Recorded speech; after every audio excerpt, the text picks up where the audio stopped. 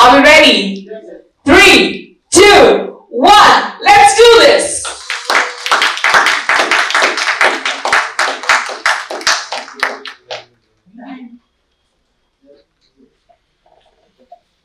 No, clapping is good for heart. Thank you, Dr. Batra. Thank you.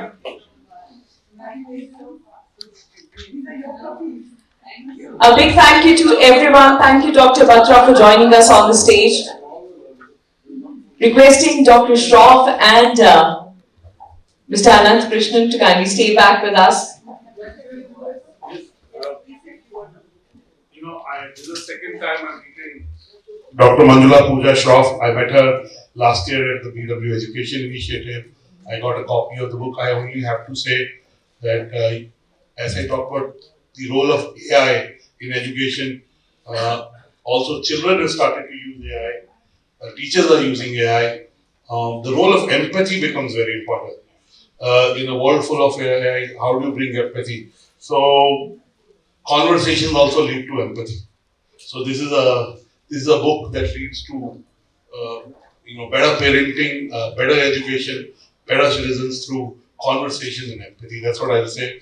And I did read the book the first time when I got a copy, and I love the cover. I think I buy a lot of books from that cover. I would definitely pick it up from this stands if I saw this. Thank you so much. Congratulations. Thank you, Dr. Batra. Over to you, Dr. Shroff and Mr. Krishnan. Thank you much.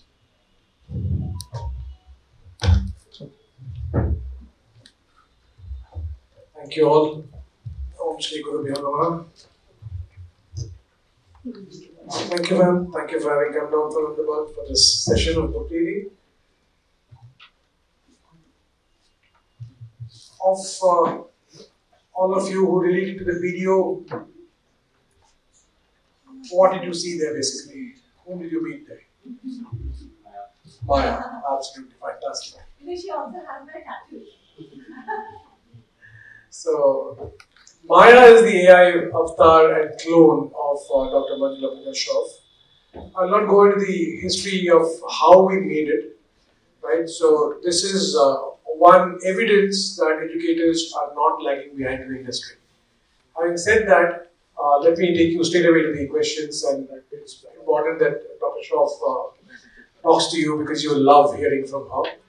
Ma'am, you are an educationalist. Being in this industry, you actually comes now. You strongly believe in parenting, good parenting. AI and parenting are two different spectrums, right? How do you bring these two spectrums together through this book? Thank you so much. It's always good to go from place to place talking about something that I know is so critical to society.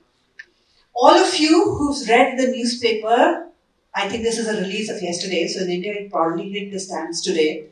Elon Musk has already put the first chip in the human brain. Right? That's yesterday's news and it's all over the papers today. I hope you understand what it means. He's also made a declaration that by 2040 there will be 1 billion humanoids. Do you understand what that means? It means 1:1 ratio of human beings and humanoids. It's about time we talk in education about AI. Because whether you like it or not, the children who are sitting in your classrooms will be living, interacting with humanoids. Their future is with humanoids. They will compete with humanoids, they will live with humanoids, they will work with humanoids. And if we as educators are not already making this conversation happen, either in our classrooms or through parents, we're making a big mistake. So that's my first point. The second point, while there will be this whole population of humanoids, the human race is not going anywhere. We need to make the distinction of being a human being. We are forgetting that.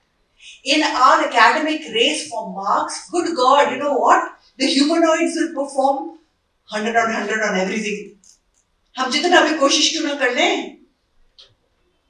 Let us start owning up the space of being human beings. That is what we are.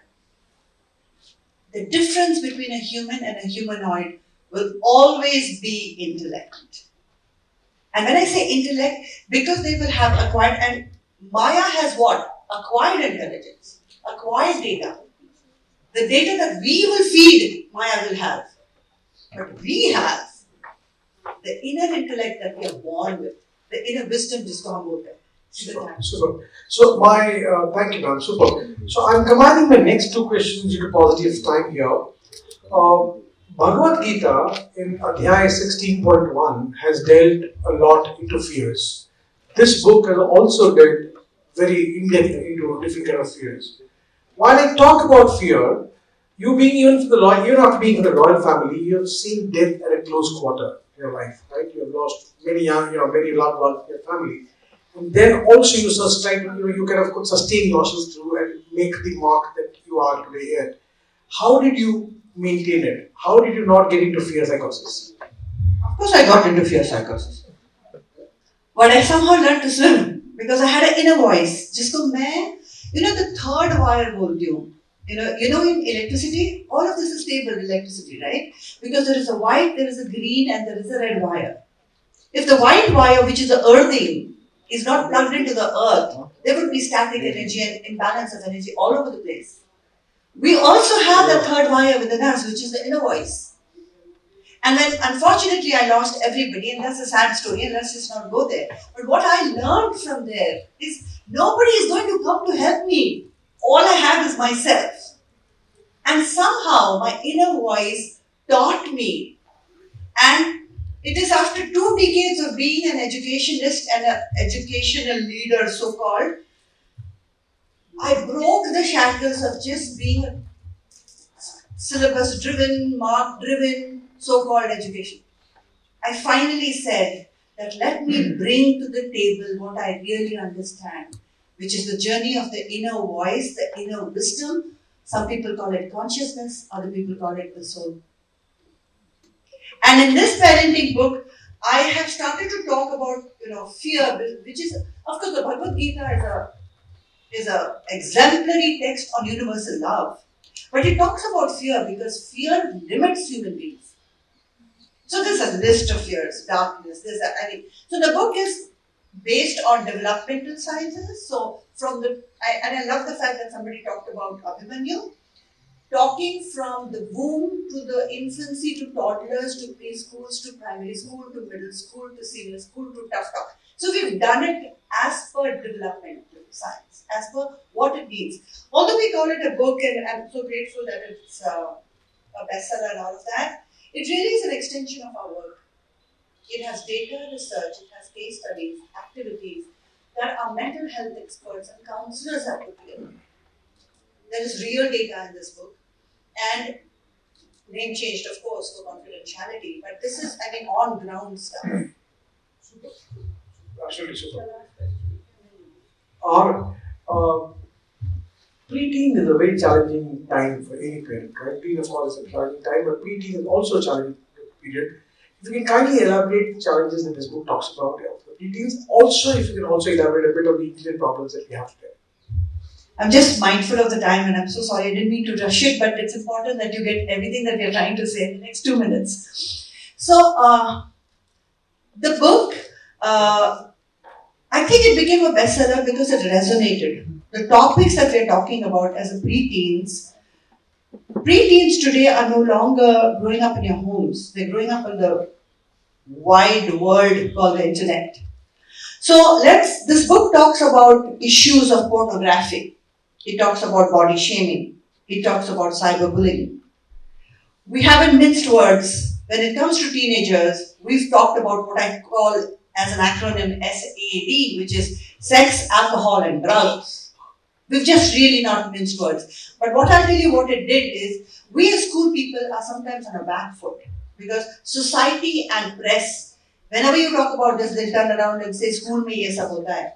So we really have to break that glass ceiling, and come out in the open saying it's about time we talk about these things. This is real life. And a lot of children are dying out there because of lack of self-esteem, self-respect. driving themselves to marks. And all of you know what is happening in Kota and how children are just dropping dead because they're not getting marks. So it was time to do this conversation, and I'm glad that it finds resonance in society. Lovely. Thank you very much. So this book, as I always say, is not a book, it's a manual. I have kept 2 copies of this book, one from my own personal self and one is in the drawer of my daughter. So that once she's 21 today and once she becomes a mother, she'll definitely need to use it. Right? So we have some few copies with us today, so I think ma'am would be happy to sign those copies here. And in case you're not able to get a hand on the book today by any chance, so there's a QR code kept on your table.